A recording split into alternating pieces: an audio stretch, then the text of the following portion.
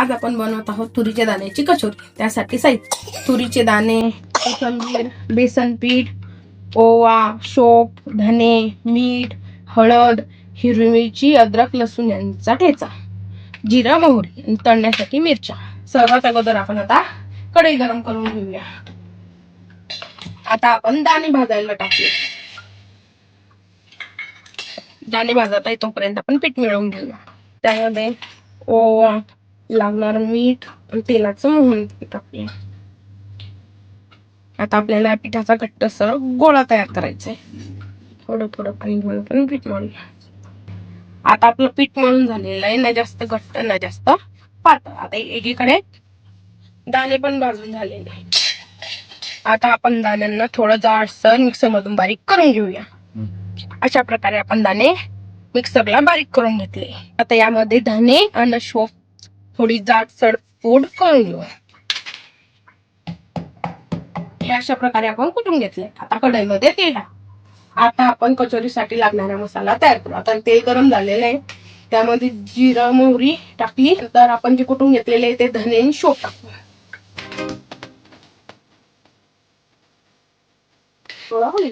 आता आपण याच्यामध्ये मिरचीचा ठेचा टाकून घेऊ। आपला ठेचा परतून झालाय। आपण आता याच्यामध्ये 2 चमचे बेसन पीठ घालू।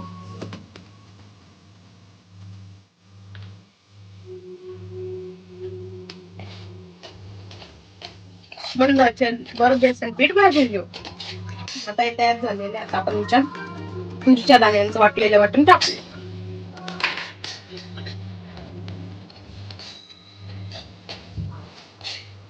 मस्त एक करून घेऊ।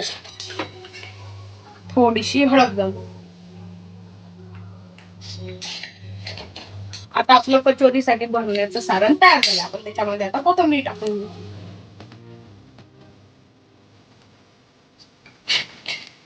कोथिंबीर मिक्स झाली की गॅस बंद करून घेऊ।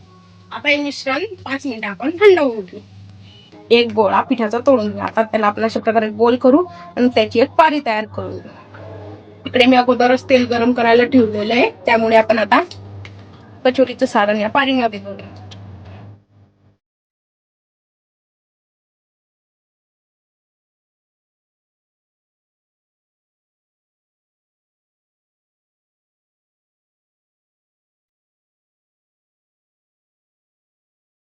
अशा प्रकारे आपली कचोरी तयार झाली। आता आपण याला मीडियम गॅसवर तळून घेऊ।